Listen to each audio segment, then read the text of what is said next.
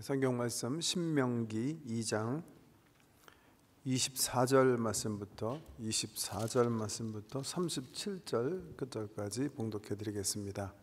신명기 2장 원래 6절로 나와 있지만 24절부터 좀 본문을 이해하기 위해서 읽기 원합니다. 24절 말씀부터 봉독해 드리겠습니다. 신명기 2장 24절. 너희는 일어나 행진하여 아르논 골짜기를 건너라.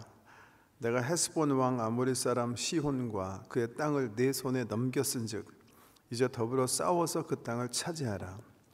오늘부터 내가 천하 만민이 너를 무서워하며 너를 두려워하게 하리니 그들이 내 명성을 듣고 떨며 너로 말미암아 근심하리라 하셨느니라. 내가 그대못 광야에서 헤스본 왕 시온에게 사자를 보내어 평화의 말로 이르기를 나를 내 땅으로 통과하게 하라. 내가 큰 길로만 행하고 좌로나 우로나 치우치지 아니하리라. 너는 돈을 받고 양식을 팔아 내가 먹게 하고 돈을 받고 물을 주어 내가 마시게 하라. 나는 걸어서 지날 뿐인즉 세일에 거주하는 에서 자손과 아래에 거주하는 모압 사람이 내게 행한 것 같이 하라. 그리하면 내가 요단을 건너서 우리 하나님 여호와께서 우리에게 주시는 땅에 이르리라 하였으나 헤스본 왕 시온이 우리가 통과하기를 허락하지 아니하였으니 이는 내 하나님 여호와께서 그를 내 손에 넘기시려고 그의 성품을 완강하게 하셨고 그의 마음을 완고하게 하셨음이 오늘날과 같으니라. 그때 여호와께서 내게 이르시되 내가 이제 시온과 그의 땅을 네게 넘기노니 너는 이제부터 그의 땅을 차지하여 기업으로 삼으라 하시더니 시온이 그의 모든 백성을 거느리고 나와서 우리를 대적하여 야하스에서 싸울 때에 우리 하나님 여호와께서 그를 우리에게 넘기심에 우리가 그와 그의 아들들과 그의 모든 백성을 쳤고 그때 우리가 그의 모든 성읍을 점령하고 그의 각 성읍을 그 남녀와 유아와 함께 하나도 남기지 아니하고 진멸하였고 다만 그 가축과 성읍에 탈취한 것은 우리의 소유로 삼았으며 우리 하나님 여호와께서 그 모든 땅을 우리에게 넘겨주심으로 아르논 골짜기 가장자리에 있는 아로엘과 골짜기 가운데에 있는 성읍으로부터 길르앗까지 우리가 모든 높은 성읍을 점령하지 못한 것이 하나도 없었으나 오직 암몬 족속의 땅 약복 강가와 산지에 있는 성읍들과 우리 하나님 여호와께서 우리가 가기를 금하신 모든 것은 내가 가까이 하지 못하였느니라. 아멘. 여러 가지 지명이 나오는데요. 지난주부터 출애굽한 어떤 이야기를 모세가 아주 간결하게 정리해서 딱 이렇게 보여주는 건데 일단 한번 지도 한번 보여주실래요? 잘 보이시나요? 큰 것만 보세요. 왜냐하면 실질적으로 여기 출애굽기, 민수기, 신명기에 나오는 여러 지명들은 사실은 정확하게 몰라요, 학자들이. 옛날 성경엔 자세하게 지명들이 나와 있는데 현재 어느 경로인지 사실 학자 간에 좀 여러 가지 설이 있습니다. 그럼 대충 그냥 잘 보이는 것 같은 거 그냥 하나 뽑아온 건데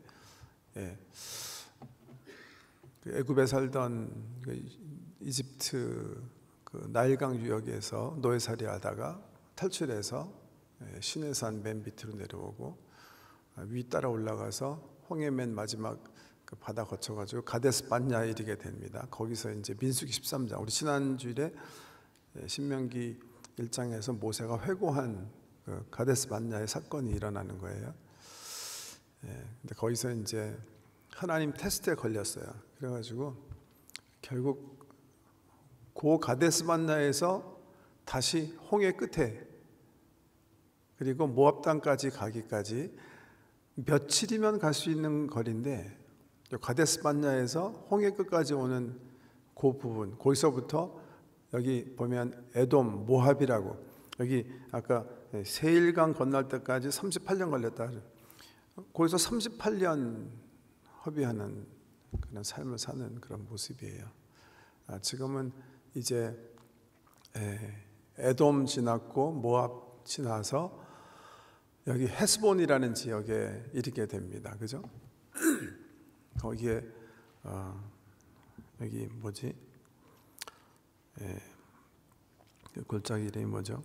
아르논 골짜기를 건너서 시온 땅을 점령하는 그 부분에 지금 와 있어요.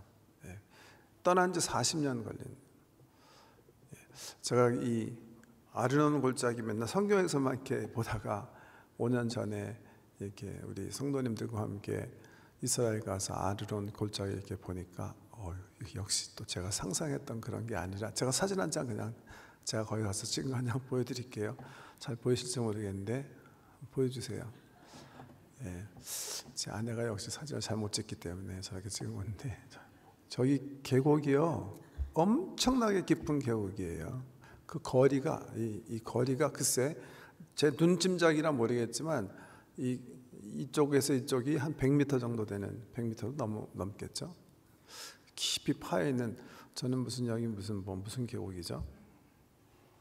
오늘 미국에 있는 건 그랜캐년 이거 가보지 못했는데, 계곡이 저렇게 생겼구나. 저희 가서 이렇게 봤는데요, 깊숙이 파 있는, 거기 가서 이렇게 이스라엘 백성이 전쟁도 이제 없애주세요. 보기 싫으니까. 전쟁해보지 않은 이 민족이, 저 건너편에 어떤 족속이 살지 못하는데 주님이 건너가라, 저기 건너가라, 그렇게 명령하시는, 그러니까 실질적으로 가나안 정복의 첫 번째 전쟁 이야기거든요, 오늘 이야기가. 근데 이것도 역시 신명기에서는 회고적으로 설교로 말씀하신 거예요. 지난주 그 신명기 1장 공부하시면서 우리 민수기 13장이랑 대조해서 공부하신 그 촌들이 많다고 제가 들었는데, 굉장히 중요한 거예요. 그러니까 민수기에는 그냥 이렇게 역사를 막 이렇게 살아나면서 어떤 역사가가, 모세 커뮤니티 어떤 역사가가 모세를 하나님 하시는 일을 이렇게 적었다면, 말씀드린 것처럼 신명기는 회고록 설교지만 지난 40년 하나님께서 우리 민족과 어떻게 역사하셨나를 생각해 보면서, 그러니까 설교할 때는 마찬가지잖아요. 저도 인터프리트 하잖아요, 그죠? 해석하는 것처럼 해석한 거예요. 그래서 이 민수기랑 신명기를 대조해 보면 다른 걸 볼 수가 있어요. 근데 그 다름을 통해서 사실은 우리가 신명기 이럴 때 캐치해야 되는 거는, 이 신명기의 저자의 관점에서 모세가 회고하면서 뭐를 이 역사 가운데 중요하게 생각했는가, 역사를 어떻게 이해했는가. 독일 말에 히스토리에라는 말이 있고 히스토리 시테라는 말이 있다. 히스토리에는 그냥 크로놀로지컬한 일어난 일을 그냥 이렇게 적은 거를 히스토리에라고 한다면, 히스토리 시테는 역사를 해석학적으로 적은 거를 히스토리 시테 그렇게 부른다고 그러는데요. 사실 요즘은 히스토리에는 없다 그렇게 얘기해요. 누가 역사를 적든지 자기 사건을 가지고 적기 때문에 인터프리테이션 없는 역사는 없다 그렇게 말하는데, 예를 들면 똑같은 동아전쟁을 일본 사람이 적은 거와 우리 한국 사람이 적은 거는 다르잖아요. 똑같은 전쟁 했지만 전혀 다른 사건을 가지고 적는 것처럼 각각 사관이 없이 적을 수는 없다, 이렇게 보는 거죠. 그러니까 다 모든 역사물은 다 히스토리 시테다, 의미의 역사다, 그러니까 해석의 역사다, 이렇게 요즘은 일반적으로 이렇게 보는데요. 그런 관점에서 민수기와 신명기 이렇게 대조해 보는 거는, 지금 모세가 차세대에게 그 역사를 경험하고 나서 뭘 얘기하려고 하는가를 알 수 있는 좋은 기회예요. 그래서 오늘은 민수기서를 좀 한번 살펴보기 원하는데, 지금 우리가 신명기 읽었잖아요. 똑같은 사건을 민수기 21장에서 얘기하고 있거든요. 한번 보세요. 조금씩 달라요. 어느 게 맞는가 그건 아무도 몰라요. 모세가 추억해서 지금 신명기에서 쓰는 대로 일어난 건가, 아니면 민수기가 더 정확한 사건을 설명하고 있는가, 좀 다르거든요. 예를 들면 저 신명기에 보면 그 에돔 민족이 이스라엘 그냥 지나가게 한 것처럼 그렇게 나와요. 근데 민수기에 보면 그렇지 않아요. 못 지나가게 해가지고 결국은 에돔과 싸우지 않기 위해서 피해서 다른 쪽으로 돌아가는 그런 모습이 나온단 말이죠. 그러니까 서로 이제 기사가 다른데 어느 것이 맞는지 그건 몰라요.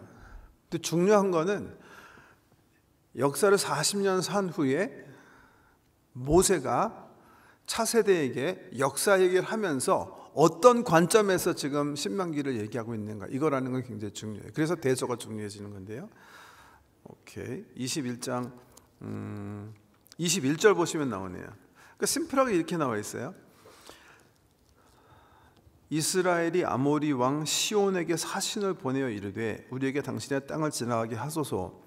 우리가 밭에서든지 포도원에서든지 들어가지 아니하며 우물물도 마시지 아니하고 당신의 지경에서 다 나아가기까지 왕의 큰 길로만 지나가리이다 하나, 시온이 이스라엘이 자기 영토로 지나감을 용납하지 아니하고 그의 백성을 다 모아 이스라엘을 치러 광야로 나와서 야하스에 이르러 이스라엘을 침으로 이스라엘이 칼날로 그들을 쳐서 무찌르고 그 땅을 아르논에서부터 압복까지 점령하여 암몬 자손에게까지 미치니 암몬 자손의 경계는 견고하더라. 이스라엘이 같이 그 모든 성읍을 빼앗고 아모리인의 모든 성읍 헤스본과 그 모든 촌락에 거주하였으니 헤스본은 아모리인의 왕 시온의 도성이라. 시온이 그 전 모압 왕을 치고 그의 모든 땅을 아르논까지 그의 손에서 뺏었더라. 그러므로 시인이 읊어 이르되 너희는 헤스본으로 올지어다. 시온의 성을 세워 견고히 할지어다. 헤스본에서 불이 나오며 시온의 성에서 화염이 나와서 모압이 아리를 삼키며 아르논 높은 곳의 주인을 멸하였도다. 모압아, 내가 화를 당하였도다. 그 모스의 백성 아내가 멸망하였도다. 그가 그의 아들들을 도망하게 하였고 그의 딸들을 아모리인의 왕 시온의 포로가 되게 하였도다. 우리가 그들을 쏘아서 헤스본을 디본까지 멸하였고 메드바에 가까운 노바까지 황폐하게 하였더라. 네, 거기까지만 보세요. 오케이. 잘 기억하시는지 모르겠는데 이 민수기에서 이스라엘 백성이 시온에서 경험한 이야기와 여기 신명기에서 모세가 오래전에 있었던 일, 그렇게 아주 오래전에 있었던 건 아니에요. 이 일을 기억하면서 설교로 말했을 때 다른 게 좀 있죠. 어떤 게 다르죠? 보세요. 민수기에서는 별로 하나님이 등장하지 않아요. 그냥 마치 자기네가 들어가고 길 지나가야 되는데 길 좀 비켜다오. 우리가 절대로 도둑질하지 않고 물건 큰 지금 뭐 120만, 200만이 지금 이렇게 지나가는 거니까 피해 입히지 않고 우리가 양식 사 먹을 거고 물도 사 먹을 거고 절대 우리 도둑질하지 않을 테니까 우리 지나가게 해달라. 그렇게 해서 협상하러 들어갔는데 시온 왕이 안 된다고 그러면서 나와갖고 전쟁하자 그래가지고 할 수 없이 전쟁했다. 이렇게 끝나요. 근데 신명기에서 쓸 때는 뭐라 그러죠? 민수기 없었던 얘기를 하죠. 뭐라고 얘기하죠? 거기 들어가기 전에 하나님께서 모세에게 말씀하신 바 내가 이 민족을 네 손에 붙일 것이다. 너는 가서 이 백성을 쳐서 그 땅을 차지해라. 그 명령을 받고 모세가 들어가서 우리 평화롭게 서로 관계하면서 우리로 하여금 우리 암몬이나 모압이 우리를 지나가게 한 것처럼 에돔이 우리를 지나가게 한 것처럼 당신네도 우리를 편안하게 가게 해라. 우리가 모든 돈을 다 지불하겠다. 이렇게 말했다는 거예요. 그렇게 말했다는 거예요. 그러나 모세가 뭐라고 백성들에게 얘기해요? 하나님께서 시온 왕의 마음을 강팍하게 하셔서 그 말이 민수기에는 없었어요. 그죠? 근데 신명기에서는 그 해석하시는 거예요. 모세가 해석하는 거예요. 그게 그렇게 된 이유는 하나님께서 시온 왕의 마음을 강팍하게 하셔서 그로 하여금 우리와 전쟁하게 하셨고 이미 승리가 예견된 전쟁을 우리는 믿음으로 한 것뿐입니다. 이렇게 신명기에서 얘기하는 거예요. 그러니까 신명기는 그냥 하나님의 역사를 그냥 이렇게 이스라엘이 경험한 역사를 이렇게 적은 게 아니라 어떤 거예요? 해석한 거예요. 여러분 이 모세의 어떤 지금 이제 120살 된 모세가 지난 40년을 이렇게 추억하면서 쓴 거, 이거 우리 삶 속에도 경험하는 거 아닌가요? 예. 전 그런 것 같아요. 예, 제가 우리 보나님 교회 지금 담임 목사로 와서 사역한 지 23, 4년 차 정도 되는 것 같은데 23, 4년 짧은 기간도 이렇게 추억해 보면 제가 막 어떤 일들을 우리 당의 장로님들과 집사님들과 권사님들과 고민하면서 결정하고 일하면서 막 이렇게 왔잖아요. 근데 지금 이렇게 돌아보면 아, 하나님께서 이렇게 하셨구나. 그게 보이거든요. 그 당시 막 일을 결정하고 위기를 관리하고 할 때는 그게 잘 안 보이는 가운데 하나님 그냥 한 걸음 한 걸음 인도하시는 그 발걸음만 쫓아서 올 수밖에 없었지만 지나와서 이렇게 보면 와우, 이건 완전히 하나님의 계획이에요. 하나님의 섭리가 너무 클리어하게 보이는 거예요. 제가 늘 고백드리지만 저는 이 교회 오기 전에 하나님께서 정말 확실하게 어떤 약속의 말씀을 주셨어요. 근데 제가 그 말씀을 받을 때는 몰랐어요. 이게 뭔지. 지금은 클리어하게 아는 거예요. 살고 나니까 와, 그렇게 자세하게 말씀하신 거구나. 그 당시는 뭐 모르니까, 미래 펼쳐질 일이니까 모르는 거잖아요.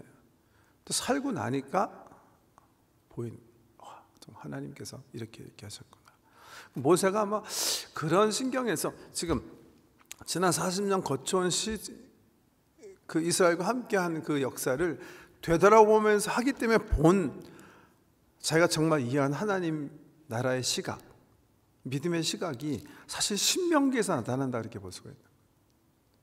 아마 실질적으로 몇 년 전에 시온 왕과 지나갈 때는 아마 정말 큰 공포 속에서 내가 여기서 애들한테 맞아 죽으면 어떡하나, 지금 여기 왔는데 우리 실패하면 어떡하나, 그런 두려움과 어려움과 그런 위기와 뭐 이런 것 속에서 그냥 막 주님께 도움을 구하면서 왔을지도 모르겠어요. 근데 지금 이 시점에서 다 지나간 시점에서 바라보니까 저 모든 일이 하나님께서 계획하시고 하나님께서 도와주시고 하나님께서 간섭하셨다는 것을 이제 깨닫는 거예요. 모세가 이제 나중에도 보면 신명기 4장 7절 같은 말씀, 제가 참 좋아하는 말씀인데 회고하면서 그런 말 하거든요.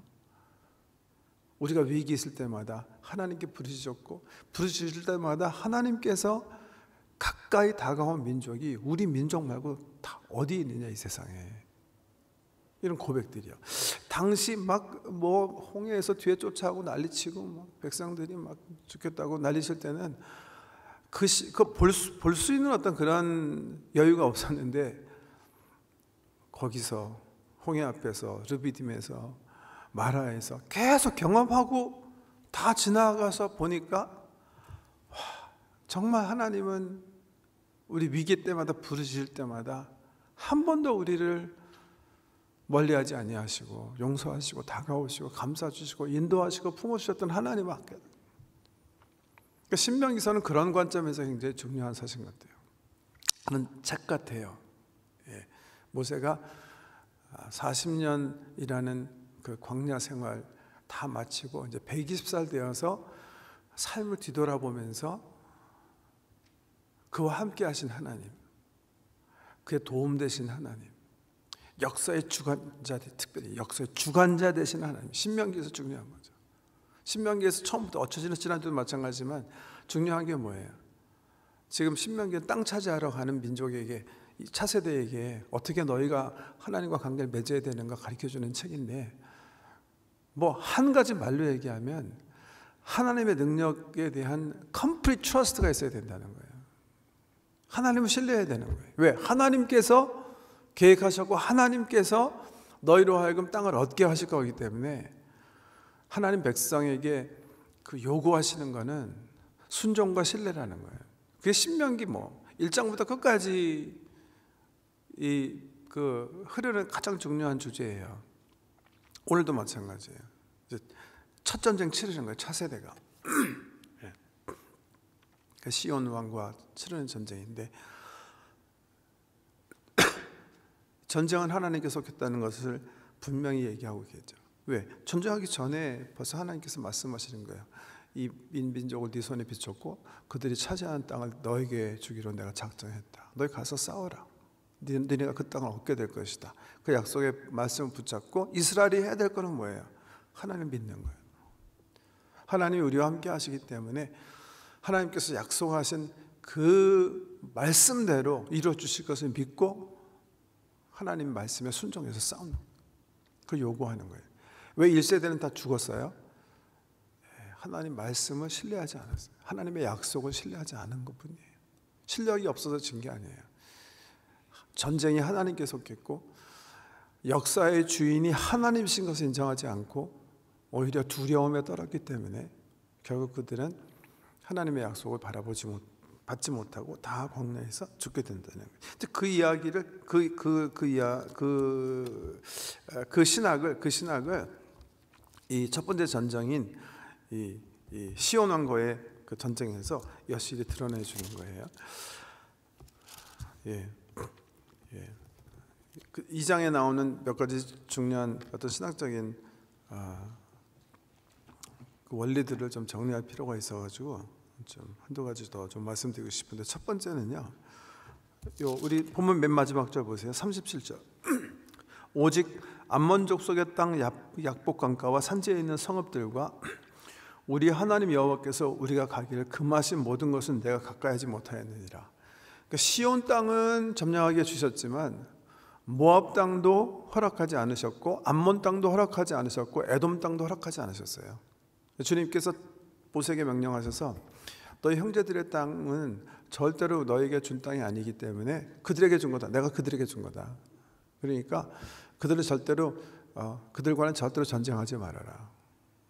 성경에 잘 나오는 형제 간의 책임과 의무에 대해서 말씀하는 부분이기도 있지만 여기서요, 세계 그러니까 성교학적인 관점에서 중요한 포인트는, 여러분 이스라엘 백성 자꾸만 자기들만 하나님께서 땅 주셨다고 생각하고 자기들만 구원의 하나님이라고 생각해요. 그거 아니라는 거예요. 여기 신명기에도 나와 있는 거예요. 하나님께서 이스라엘에게는 가나안 땅을 주신 거예요. 모압 사람들에게 모압 땅을 하나님께서 경계를 정하셔 주셨고, 암몬 사람에게는 암몬 땅을, 에돔 사람에게는 에서 족속이죠. 에돔 땅을 하나님께서 허락하시는 거예요. 우리가 아모스 장면을 읽었나요? 아모스에도 비슷한 신학이 나오죠. 한번 볼까요? 아모스 9장 한번 볼까요? 신명기에도 나오는 중요한 거고, 보세요. 지금 이스라엘의 관점에서는 애굽에서 종살이 하던 이스라엘 백성을 품어서 하나님께서 구원하시는 그런 하나님이시잖아요. 그러면 하나님은 이스라엘 백성만 그렇게 하셨는가? 아모스 9장 7절 말씀 한번 보세요. 아모스 9장 7절. 여호와의 말씀이니라. 이스라엘 자손들아, 너희는 내게 구수 족속 같지 아니하냐? 내가 이스라엘을 애굽 땅에서 블레셋 사람을 갑돌에서 아람 사람을 기르에서 올라오게 하지 아니하였느냐? 이스라엘 사람들은 하나님께서 우리의 구원의 하나님만 되신다 이렇게 생각하는데, 아모스 선지자는 그렇게 얘기하지 않아요. 하나님께서 블레셋 사람도 갑돌에서부터 구원하시는 거예요. 아람 사람은 기르에서, 마치 하나님께서 이스라엘 사람을 애굽에서 구출해내신 것처럼 이스라엘의 하나님만 아니에요. 가끔 말씀드리지만 선교사님들이 백팩에 예수님이랑 삼일째 하나님 듣고 와서 우리 민족한테 하나님 너희 몰랐지? 이렇게 얘기한다고 볼 수가 없어요. 하나님은 선교사님들이 우리에게 하나님을 인트로듀스 하기 전에 우리 민족과 함께 계셨고 우리 민족 안에 구원의 하나님으로 역사하고 계신 거예요. 그 하나님을 우리가 몰랐죠. 이름을 모르는 거죠. 이스라엘을 통해서는 더 하나님께서 자기 자신을 드러내셨고, 물론 예수 그리스도 통해서 정확히 드러나셨기 때문에 선교사님을 통해서 그 하나님이 여호와 하나님이시고 그 말씀의 하나님이 우리 예수님이셨구나 확실하게 우리가 안 것뿐이지, 그 전까지는 하나님은 우리 민족과 없으셨기 때문에 선교사님들이 백팩에다 넣고 온 건 아니에요. 블레셋의 하나님이 되신 하나님이 우리 민족의 하나님도 되셨다는 거죠. 하나님은 이스라엘 백성만 사랑하시는 거 아니에요. 이스라엘 백성에게만 역사의 주인 되시는 거 아니에요. 모든 민족의 주인. 그게 신명기에 흐르는 굉장히 중요한 사상 중에 하나고요.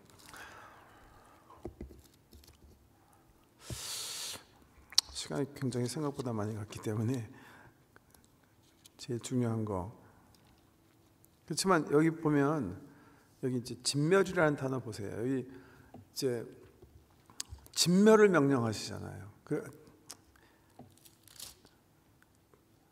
진멸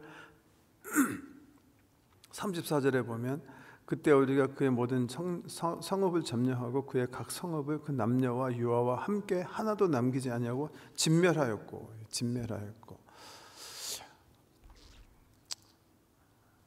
민수기에도 그렇고 여기도 그렇고 또 여호수아서에도 그렇고 최소한도 3번에 걸쳐서 이스라엘이 하나님께서 그들에게 주신 땅을 차지하러 가는 중에 진멸하라는 명령도 있고 또 실질적으로 진멸시키는 일이 있어요. 근데 여기 보면 애들까지 이렇게 진멸시켜. 이건 좀 정말 why 그런 물을 수밖에 없는 그런 패시지죠. 왜 하나님께서 이렇게 허락을 하셨을까? 지금 여기 하나님께서 진멸해라 그랬다는 게보다 여기 본문에 보면 이제 스스로 이제 진멸시키잖아요. 물건만 빼놓고는 다 진멸시키고 한 민족을 그냥 깡그리 없애버리는 그런 전쟁인데요. 이런 말씀 어떻게 이해해야 되는가? 어떤 신학자들 가운데 이거는 이스라엘 백성이 그냥 지네가 진멸하고 나서 하나님 핑계대는 그런 부분이다 이렇게 얘기하시는 분도 계시고, 어떤 분은 정복전쟁이라는 거의 어떤 그 표현이 진멸이라는 단어, 이 진멸이라는 단어가 영어 성경에 보면 devoted to destruction, devoted to destruction. 그러니까 devoted라는 단어는 굉장히 이렇게 하나님께 이렇게 제사 지내는 어떤 그런 의미가 있거든요. devoted to destruction. 이 원어도 그렇다고 그러는데요. 그러니까 이 정복전쟁이라는 그런 그 자체를 한 민족이 없어지는 것을 표현되는 그런 문학적 표현이 아닐까 이렇게 해석하시는 분들 계신데, 신명기를 이렇게 읽어보면 이 진멸은요 굉장히 신학적 의미를 가지고 있는 거예요. 먼저 좀 이렇게 성경을 좀 한번 보기 원하는데, 신명기 7장 말씀 한번 열어보실래요? 신명기 7장. 진멸에 대한 이유는 성경학자들도 늘 얘기하지만 정확하게 다 속 시원하게 다 알 수는 없어요. 왜냐하면 신약 성경에 보면 하나님께서, 우리 예수님께서 오셔가지고 원수를 어떤 태도로 대해야 될까 또 다른 방법을 말씀하시잖아요. 관용, 수용, 용서, 사랑. 이게 예수 그리스도께서 원수를 대하라는 그런 방법이기 때문에 어떻게 구약시대에 이렇게 막 한 민족을 말살하고 진멸하라는 명령을 하고 또 그 이스라엘 백성들이 그런 일을 역사 가운데 행했을까요? 자기네가 땅을 점령하기 위해서 합리화하는 건가? 이런 의심이 들잖아요. 이런 성경 읽을 때. 또 신학이 아까 말씀드린 것처럼 예수 그리스도께서 우리가 원수를 어떻게 대해야 될지 새로운 계명들을 말씀하셨기 때문에 그 계명과 비춰볼 때 이런 말씀들을 어떻게 우리가 수용하고 이해해야 되는가, 이게 중요한 신학적인 문제거든요. 근데 신명기에서 보면 확실하게 이유가 있어요. 그 이유가 충분하게 이거 합리화시킨다는 건 아니에요. 한 민족을 멸절하는데 합리화시킨다는 건 아닌데, 왜 모세가 그렇게 이해했고 왜 신명기 기사를 통해서 하나님께서 그걸 요구하셨는지 신명기가 우리에게 일러주는 교훈이 있으니까 그거는 이제 알아야 되겠다. 7장 1절 말씀 보시면 내 하나님 여호와께서 너를 인도하여 내가 가서 차지할 땅으로 들이시고 내 앞에서 여러 민족 헷 족속과 기르가스 족속과 아모리 족속과 가나안 족속과 브리스 족속과 히위 족속과 여부스 족속 곧 너보다 많고 힘이 센 일곱 족속을 쫓아내실 때, 이거 가나안 땅의 그 네이티브들이에요. 원주민들이에요. 2절, 내 하나님 여호와께서 그들을 네게 넘겨 네게 치게 하시리니 그때 너는 그들을 진멸할 것이라. 여기도 진멸이란 말이에요. 컴플리트리 그냥 다 죽여라는 얘기인데, 그들과 어떤 언약도 하지 말 것이며 그들을 불쌍히 여기지도 말 것이며 또 그들과 혼인하지도 말지니 내 딸을 그들의 아들에게 주지 말 것이요 그들의 딸도 내 며느리로 삼지 말 것은 그가 내 아들을 유혹하여, 이 중요한 거예요. 그가 여호와를 떠나고 다른 신들을 섬기게 함으로 여호와께서 너에게 진노하사 갑자기 너희를 멸하실 것임이니라. 이게 신명기 신학에 있어서 굉장히 중요한 이유고, 저는 이게 진멸의 이유라고 생각해요. 신명기가 이해한, 모세가 이해한 진멸의 이유예요. 그 이유가 뭐예요? 일계명과 관계 있는 거예요. 나중에 이제 신명기 6장 지나갈 때 뭐 당연히 공부하겠지만 쉐마, 이스라엘 백성들이 문설주에 붙여놓는 들으라 이스라엘 백성아, 주 너희 하나님 여호와는 오직 한 분 여호와시니 너희가 마음을 다하고 성품을 다하고 뜻을 다하여 주 너희 하나님을 사랑하라 하신 것이니 너희가 이것을 문설주에 기록하고 네 자녀들에게 밤낮으로 주야로 가르쳐라. 이 계명을 방해하거나 이스라엘의 여호와에 대한 신앙을 변질시키거나 하는 어떤 것도 용납하지 말라는 거예요. 그러니까 왜 이 가나안 족속을 다 멸하라 그랬는가? 왜 이 시온 족속을 멸하라? 어떨 때 이 진멸의 그 명령이 떨어졌냐면, 이스라엘 백성이 그렇게 하지 않았을 경우에 하나님께서 이스라엘에게 약속하신 기업, 그 약속이 성취되지 못하거나, 두 번째는 이스라엘이 여호와를 향한 순수한 마음이 혼탁하게 변질될 위험이 있을 때예요. 이럴 때는 가차없이 하나님께서 진멸을 명령하시고 또 모세를 통해서 이 진멸의 역사를, 그래서 한 3번에 걸쳐서 이 진멸하시는 그런 게 나와요. 이런적으로 생각하면 그래도 너무한 거 아닌가 그렇게 생각할지 모르시죠. 우리한테는 이게 앱스트랙, 추상이지만 이스라엘 백성들한테는 이거는 역사적 현실이에요. 사실 이 신명기가 이렇게 마지막 파이널 폼으로 컴파일 됐을 때는 에스라 시대일 거예요.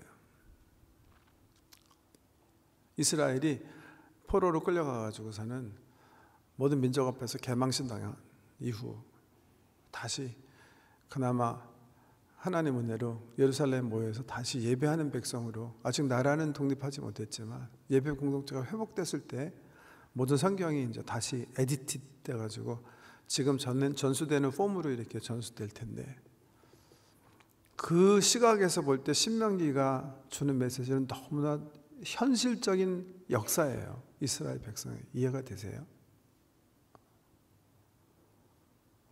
하나님 여호와 하나님을 섬기는 그 순전한 마음을 자기들과 자기 자녀손들이 견제하기 위해서 철저하게 이스라엘 안에 이 가나안 문화, 가나안 풍습, 가나안 종교 이런 것들을 깨끗하게 떨었었어야 돼요.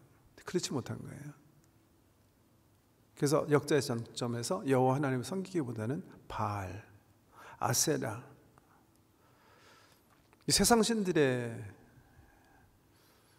현혹이 돼서 이스라엘 신앙이 변질된 거예요.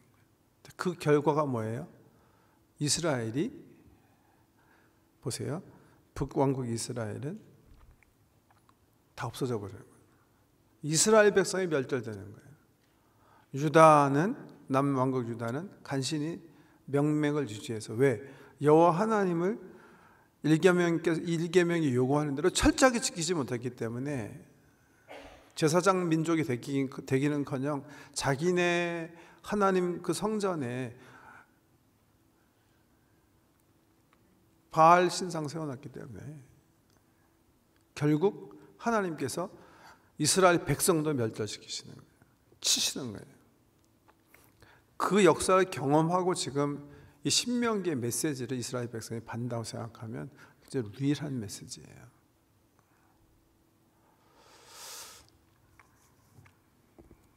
신명기 신학은 말씀드렸고 우리의 삶 속의 어떤 적용 부분에서 말씀드리면 고린도전서 7장 말씀 생각나네요.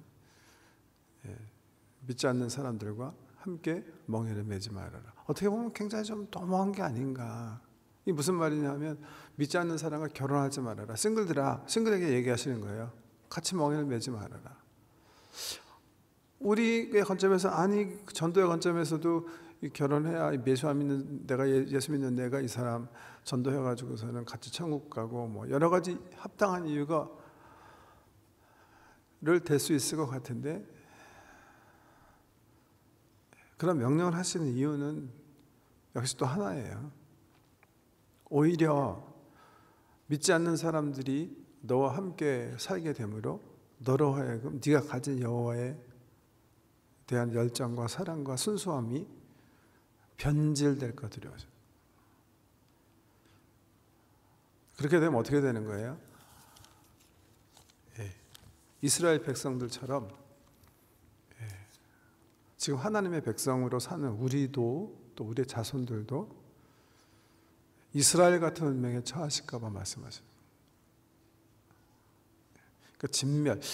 말씀드린 것처럼 저는 우리 예수 그리스도의 십자가 또 예수께서 우리에게 말씀하시는 원수를 대하는 태도, 관용, 수용, 용서, 사랑에 대한 어떤 그런 법에서 보면 충분히 설명이 되지는 않아요. 신명기에서 하나님께서 진멸 명령하신 게. 근데 신명기 신학에서 보면 그 이유는 하나님의 백성이 가장 중요하게 생각해야 되는 것은 여호와 하나님을 정말 하나님으로 인정하고 그를 뜨거운 마음으로 사랑하며 사는 거예요. 이거에 방해되는 모든 것들은 내 삶 속에 요만큼도 허용하지 말라는 거예요. 왜? 이게 너무 중요하기 때문에. 그것이 설사 나와 관계한 모든 사람들의 진멸을 임플라이하더라도 내가 하나님 그 언약 관계에서 끊어지는 그런 유혹에서부터 나를 해방시키기 위해서는 과감하게 투자시켜야 하는 게 신명기에서 우리에게 주신 메시지다. 저는 그렇게 생각해요. 하나님 사랑. 그거는 말씀드린 것처럼 모세의 회고록 속에서 기억되어지는 40년 아니면 120년 하나님과 함께 살았던 모세에게는 절실하게 느껴지는 절박한 어떤 그 신앙이고 고백이라는 거죠. 이건 무슨 이론이 아니에요. 이스라엘 120살 된 모세가 지금 새 땅을 차지하게 될 이스라엘 백성에게 정말 얘기하고 싶은 포인트가 바로 그거예요. 세상에 어떤 좋은 것들이 너를 유혹해서 어떤 것들이 너에게 좋은 것을 약속하고 유혹할지라도 그것이 네가 여호와 하나님을 온 마음과 뜻과 정성을 다해서 사랑하는 일에 방해가 되는 거면 과감하게 다 잘라버리라는 거예요. 세상에서 가장 중요한 것은 일계명이기 때문에 그렇다는 거죠. 기도하겠습니다.